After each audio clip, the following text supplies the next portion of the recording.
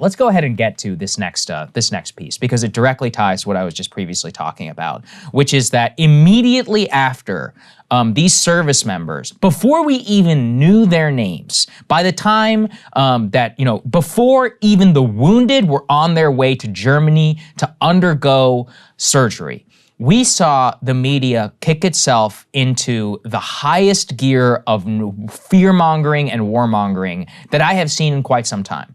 The worst single example that I saw in the immediate aftermath of the deaths of 13 American service members, they invited on former General H.R. McMaster, who was the national security advisor under Trump, to baselessly float one of the most ridiculous conspiracy theories with zero pushback on none other than CNN. Let's take a listen to what he said.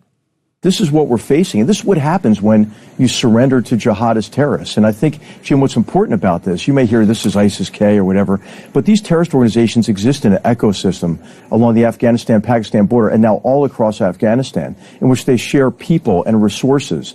Siraj Haqqani is the military commander of the Taliban, and he's a central figure in Al-Qaeda. This is a myth, right, that the Taliban is separate from Al-Qaeda and these other groups. I would not be surprised in any way if ISIS-K was used, their Kabul attack network was used as a cutout for the Taliban, so they can humiliate us on the way out and still continue to play us, because I don't think they think we're serious people, Jim. I mean, so our weakness is encourage them to be emboldened.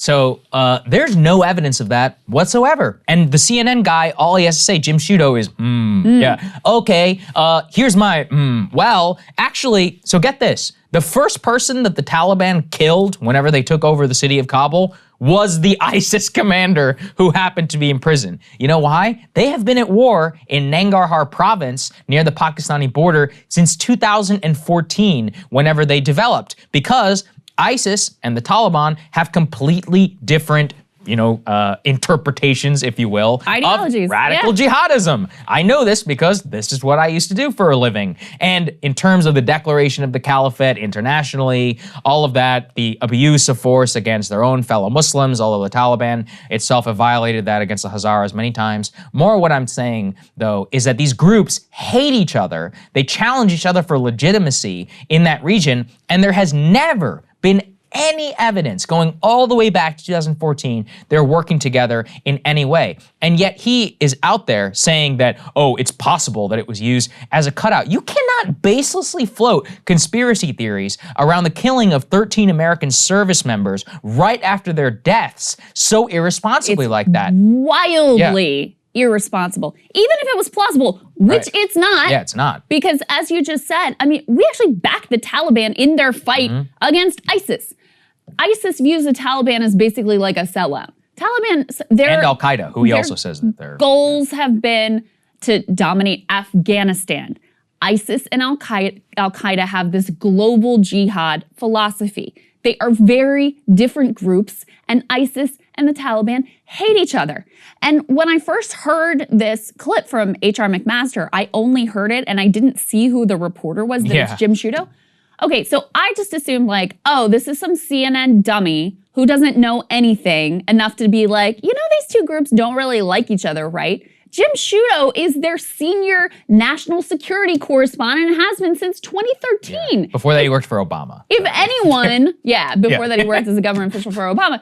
If anyone at that entire network should know this very basic fact, it is that man. And same thing with H.R. McMaster, okay? This is not an instance of, oh, they just don't know any better. No, he's lying. He knows better, okay? He knows the truth. He knows these groups hate each other, but he wants to spin and gaslight and freak out Americans. Why? Because part of as soon as Biden actually committed to getting out of Afghanistan, we started seeing these stories about, oh, terrorism, oh, be very afraid. Listen, I'm not saying that it's not an issue. I'm not saying it's not something that we don't need to be concerned about and keep our eye on. There are a lot of other countries that have more active jihadists that pose more of a direct threat to the United States than Afghanistan at this point. You're gonna invade them as well. You wanna occupy them too. I mean, actually, they would love that. Actually, they would love that. And that's why he comes up with this instant invention of a completely insane and baseless conspiracy theory. You might even call it misinformation. Yeah, I would absolutely call it misinformation. And here's a reminder from Matt Iglesias about how the media covers it and the shamelessness that these people have. Put this up there on the screen. The very first month that McMaster was on the job, 49 people were killed during an hours-long assault on a military hospital in Kabul. I actually remember this attack, and it was ISIS gunmen who were coming through the Sardar Dawad Khan military hospital in Kabul that attacked. Some of them were dressed in white hospital robes. 49 people were killed in the hours-long assault, and 63 people were injured. It's barely a blurb.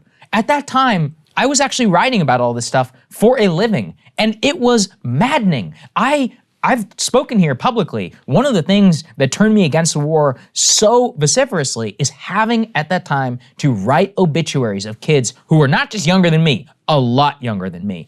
I remember these 19 and 20-year-olds who stepped on an IED while they were out on patrol against ISIS in Nangarhar province, out in Afghanistan, all the way back, 2016, 2017. Getting the media to cover it, it was impossible. It was like me and a couple of other Pentagon people. That was it. Nobody cared about their lives at the time. There were 20, 30 people a year getting killed then. Nobody cared. It was like basically relegated to the back pages. The families were suffering just as much as these families were. And you know what? Every once in a while, they would get coverage on local news. The local news are always the best because, it's the high school or whatever that would hold, and there would be like some ceremony at home. Nothing. CNN was talking about Mueller. That's what they were talking about Russiagate when all of this was happening. Just remember, in terms of their selective outrage. And who else did they decide in order to bring onto their network? Leon Panetta. He was a defense secretary under Obama, so they love this, former Obama secretary. Listen to what he has to say. For the real mindset of the national security establishment here in Washington, the deaths of 13 American service members only confirms to them that we have to stay forever. Let's take a listen. So he is sticking with the August 31st deadline. I mean, he's made it clear that even after that, they'll do whatever they can, but he's sticking with it. He is not extending it. And that it is what it is what he says. So do you agree with that? Is it right to stick with this August 31st date? Well, Aaron, bottom line is that our work is not done in Afghanistan. I know we'll be removing our troops by a certain date, but the bottom line is our work is not done. We're going to have to go after ISIS. I'm glad the president said that we're going to hunt them down and make them pay a price for what they did in killing our warriors, and we should. We're going to have to go back in to get ISIS. We're probably going to have to go back in when Al-Qaeda resurrects itself, as they will with this Taliban. They gave safe haven to Al-Qaeda before. They'll probably do it again. So, yeah, I understand that we're trying to get our troops out of there, but the bottom line is we can leave a battlefield, but we can't leave the war on terrorism, which still is a threat to our security. She just sits there and accepts it. Mr. Secretary, with respect, what evidence is there to say that the Taliban are going to allow Al-Qaeda to resurrect themselves, as it's a direct violation of the agreement that we have and would actually be the perfect pretext for us to reinvade them or bomb them, back to the Stone Ages. Right. We could easily do that. And that's actually a literal predicate for also our use of military force under that agreement. Why would they have an incentive to do that? Look, if they do so, then okay, let's go. But, that's not necessarily in the cards. And yet he pushes this with, absolute certainty. We're going to have to go back in. I'll remind the secretary that the entire ISIS campaign in Syria was largely accomplished by use of air power and through the actual locals, not some of whom we backed in terms of what happened there, but they're the ones that fought in that war, or the Iraqi security forces. Why is there not a plausible alternative here that could happen in this particular case if that dramatically unlikely scenario even resurrects itself? It just shows you that they only have one speed. We have to go back. We have to stay. We have to stay forever. And really, as the 20th anniversary of 9/11 begins to come back up, and I just can't help but think, it's unbelievable how nothing has changed. Well, nothing has changed in these people's minds. Not in these people's minds. At least in the American people are over it though. I mean, we talked about last week that poll that they were like, this was the most hawkish framing possible, where they're like, what about if allowing the Taliban to take over meant that Al-Qaeda was gonna gain a foothold in Afghanistan? People were like, no, we should still get out. Should still get out. This war on terror scaremongering just doesn't work the way that it used to. But as you were saying, look, the Taliban are rational actors in protecting their interests in a certain sense. They regret harboring bin Laden because it's what led to we had them destroyed, by the way. They offered to surrender, by the way, which we should have taken, but we didn't because of our own hubris and arrogance way back in 2001, 2002. So that is what led to their destruction. They aren't anxious to revisit that particular history. So there's that, just as a matter of fact. And again, the ability of these people to just float some random shit that has no basis in whatever and receive no pushback, and they know they're not going to get any pushback on CNN, is insane. Nor would they have gotten any pushback on MSNBC or Fox News either, by the way, where they have their own insanity spinning of a very similar variety. But also, let's not forget who Leon Panetta is. This guy was involved in the surge, which we were all told was working. What happened, Leon? The Afghan surge. What happened, Leon? I thought that the Afghan surge was a success. And if you go and look at the Afghanistan papers, he's one of the people that was directly lying to the American people over years and telling us how great this was all going. So why don't you tell us there, Leon Panetta, how great this all went and what a wonderful, excellent mission this ultimately was, because he was one of the people at the center of lying to and misleading the American people over years. And we have one more example for you here of the sort of people that the media calls on for quote unquote analysis as if they're disinterested actors. And they never disclose that many of these people now earn their living through being part of the military-industrial complex. So this is from Adam Johnson on his Substack, which is called The Column. He calls out New York Times' Peter Baker, who wrote this analysis piece, quote unquote, which is what they do here is when their reporters are super opinionated, rather than just labeling it as an op-ed, they put this analysis label on it to enable them to sort of like give you their opinion, but pretend it's actually news. And so who did he reach to for an independent, neutral opinion on what was going in Afghanistan? A woman named Megan O'Sullivan, who she says, you know, that Biden has been painting this as either we get out or we stay, but in fact, there was this glorious middle ground. So she's presented as this independent analyst. Never does he disclose that she's a board member of Raytheon. Raytheon, which has massive financial interest in continuing a presence in Afghanistan and any other country in the world indefinitely. That seems like a relevant piece of information to include in your quote-unquote reporting about what, quote, independent experts have to say about Afghanistan. This is one example. The Intercept went through and gave like 10 other ones of people who are being called on by cable news bookers and by the New York Times, the Washington Post, and everyone else to act as if they're just independent, neutral experts who have direct financial interest in staying in Afghanistan that are never, ever presented and disclosed, and it's disgusting. Yeah, and I know you said the American people aren't there, but I don't know, Krystal. I have seen people who 2 years ago were all about America first and all about, you know, changing, just completely flip on a dime whenever it comes to this. And honestly, I think that this amount of propaganda, it is going to have an effect. And I know that the polls are dramatically going to be impacted in terms of the COVID and the economy for Biden. Yeah. But I think that this is going to have, it's not necessarily about Afghanistan itself. It's just about, you know, when you're already getting smacked on two different issues, then having a third, it just creates this cycle.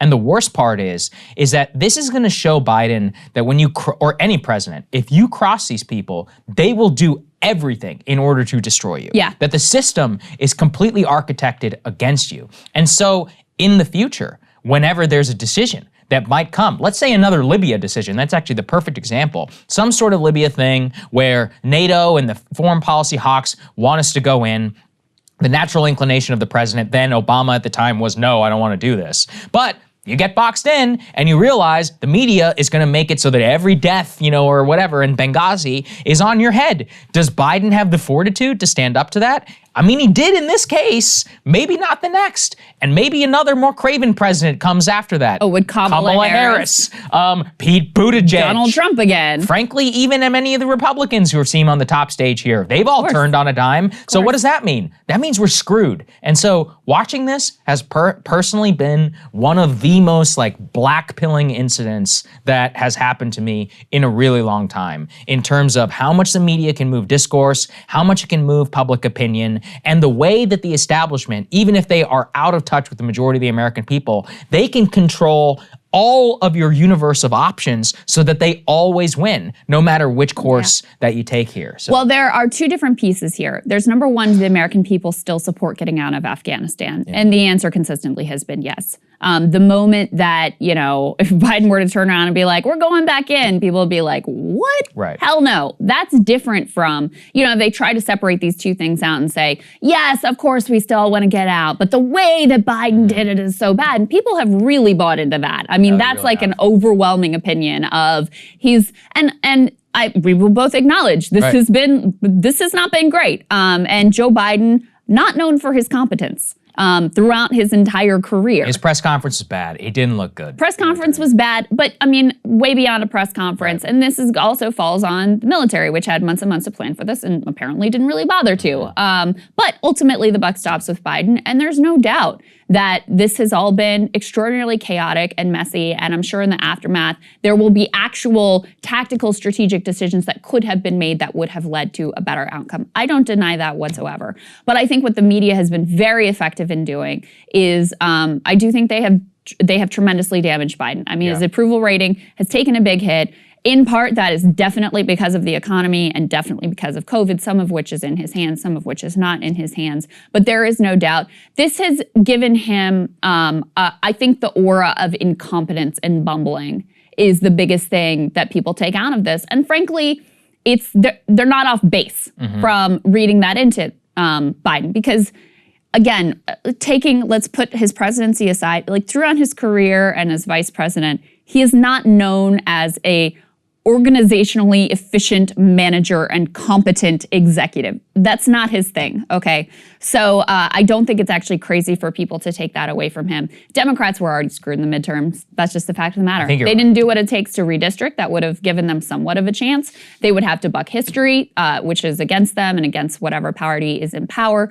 People are feeling jittery about the economy. Delta is in a really bad, it's really bad right now. It hit us here at breaking points and is impacting, hundreds of thousands of people across the country right now. So politically, I think he's in really dire shape, and you're exactly right. The only things that the media actually praised Trump for were when he took militaristic actions, when he did strikes in Syria, when he took out Qasem Soleimani, then suddenly CNN loved him. So their one overarching ideology where they will stop just being shameless partisan cheerleaders is when it comes to militarism. Yeah. They are all committed militarists. You go against the military-industrial complex, you will pay such a price. If you launch a new war, drone strike civilians, whatever it is. That's the only thing they've really praised him for is these drone strikes, which we're learning killed Afghan babies. So that is the one consistent thread running throughout all of partisan media. There you go. Hey guys, thanks so much for watching. That's right. Just as a reminder, you can become a premium subscriber today. Watch the full show completely uncut, our reactions to each other's monologues. You get to listen to it. You get to ask us questions, all that good stuff. Link is right there in the description or at breakingpoints.com. Best of all, great way to say screw you to the mainstream media.